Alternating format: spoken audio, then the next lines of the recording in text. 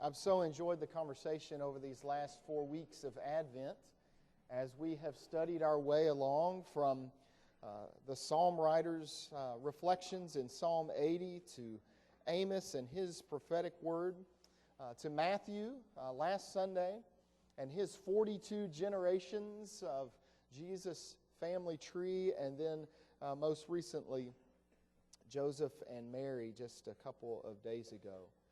And I have appreciated so much the conversation in which so many folks have said, I'm just amazed by the faith of the people in this story.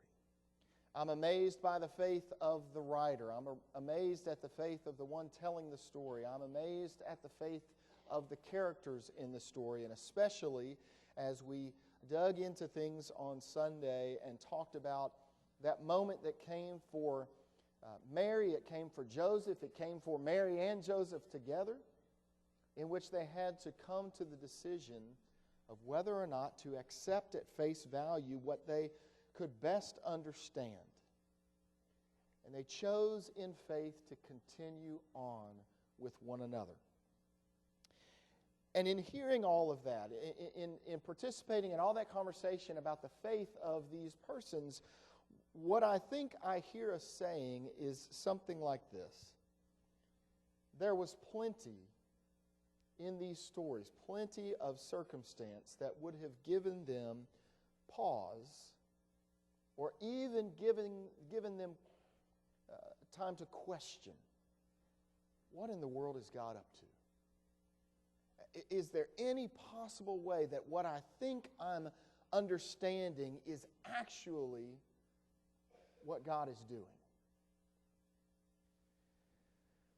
And there's more of the same in our text tonight, as you heard it read by the students and as you heard Pastor Heather tell it a moment ago. Plenty more of such substance in tonight's passage from Luke chapter 2. Mary and Joseph certainly have reason to question if they're at all understanding accurately what is happening around them. Would God really have done all of this? Would God really have called us to all of this if it would require cross-country travel in the third trimester? That doesn't seem advisable even by today's standards. And if this is of the Lord, then why is there not a single legitimate bed or room available to us now that we've reached our destination? What is God up to? The same is true of the shepherds out in the field. Many questions surely would have arisen for them, their own questions. What is happening out in this field as we watch our flocks by now? Why are angels talking to us? Nobody talks to shepherds. Nobody likes to see us coming. Nobody wants to make eye contact. Nobody wants to invite us to dinner, do business with us. People would just rather that we stay out in the fields where we belong. And yet a heavenly messenger of the Lord is speaking to us, and now a multitude of the heavenly host is singing to us. Are we understanding this correctly? Good news to us of great joy for all. Why on earth would God entrust this responsibility to the last people that anyone would ever want to hear from? We too, as readers, might ask some questions. What kinds of shepherds are these, after all? Well, they're the kind who stay up keeping watch over the flock by night, as opposed to those we're more familiar with, of those who enclose the flock in a pen and go to sleep at night. Why are they not participating in this mandatory census? If Mary and Joseph are going across the country in order to participate in the government-oriented taxation and census, why are the shepherds not being counted as well? Maybe they're the kind of shepherds and the kind of people that remember who they are and stick with their assignment, even when an authoritarian orders them to stand up and be counted.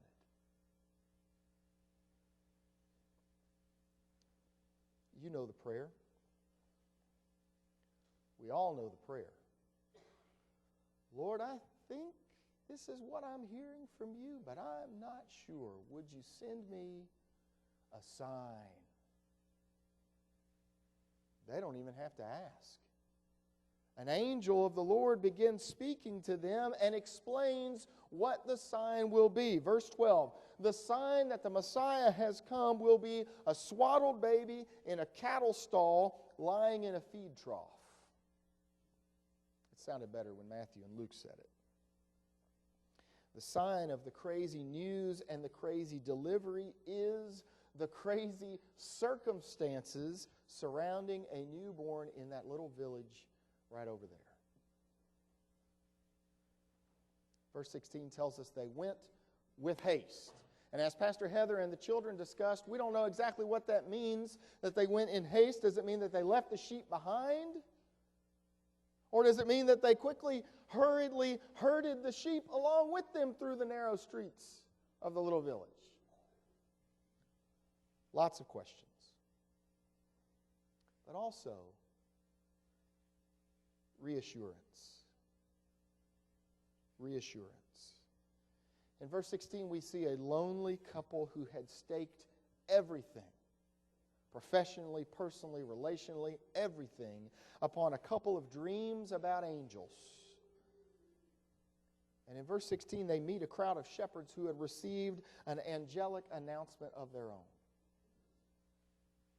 Who would ever have believed either of them alone, on their own, with just one to testify?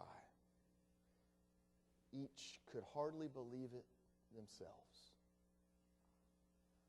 But suddenly, in verse 16, when they meet and they start to share their respective experiences, here's what I was told, and here's what we were told. Suddenly it starts to look like pieces of the same puzzle. An image starting to emerge, an image that looks surprisingly like the Holy One after all. Verse 20 tells us they returned. To what? Returned to a location, to the field, to their sheep, to a way of life. What was it to which they returned? They went back to that which was familiar, but was never to be the same again. Some of you know a place like that this December. A place and a calendar and a set of commitments and a set of traditions, familiar, and yet this year, for the first time, never to be the same again. The ancient Hebrew world had a system in place for settling disputes and for making sense of confusing circumstances. When the ancient Hebrew culture needed to confirm what had really taken place, they relied on witnesses. We get a hint of this even in the Ten Commandments. Do not bear false witness. But if you want to know more about this structure, you can look at a bigger, more detailed description in Deuteronomy chapter 17 and in chapter 19. There we're taught the importance of having two witnesses, at least two, for major disputes, for courtroom conversations, for business matters that need to be sorted out. There need to be two witnesses. And the refrain across the Hebrew Scripture here is, a lone witness is not sufficient. A lone witness is not sufficient. And so in verse 17, Matthew has these two sets of loners who nobody would have believed on their own and who could hardly believe what they were experiencing themselves. And they meet at the manger and start to swap stories. Verse 18 says, all who heard it were amazed. All who heard it. It's Mary and Joseph and the shepherds. What do you mean, all who heard it? Who else was there to hear it? Verse 19, Mary treasured and pondered these things. Verse 20, the shepherds glorified and praised God over these things. People who they had never met started to hear them singing the first Christmas carols in the streets of the village. Out-of-towners and a couple with an unplanned pregnancy, an adoptive father, all of these folks and shepherds too busy to participate in the government census sharing these stories on that night. Or did they just keep telling it wherever they went? And did they never stop telling it for the rest of their days? Because they had another witness. Out in the sheep fields, down to Bethlehem, over to Jerusalem, fleeing in the desert, down to Egypt, returning to Palestine, turning aside from Bethlehem, north to Galilee, into the little town of Nazareth. Did they keep telling the story everywhere that they went? Because with a witness and someone to tell their version of the story, what had been so crazy, what had seemed so confusing, now, some way, somehow, started to make sense. It was a crazy claim to begin with, a crazy choice of messengers and the shepherds, a crazy delivery to those messengers with an angel and an angel choir, a crazy delivery by those messengers, shepherds to the townspeople and vice versa, and yet, somehow, to everyone who heard it, there was a deeper fulfillment of the Scripture than their own sense of tradition had ever given them. And what was crazy turned out to be truest of all, the truest, realest event of their lives. And it made sense, and because it made sense of everything else in their lives as well. They heard it, they confirmed it, and it changed their lives forever. What about you on this Christmas Eve, and what about us as we move further into the Christmas season? As you have heard these claims, and as you have heard the way that they have impacted not just your life, but the lives of everyone in this room and beyond, have you started to make sense of what these claims are going to mean for you as we move to the end of this year and into a new one? Have you allowed these claims to take root in your life, and have you allowed them to shape your life moving forward into the new year?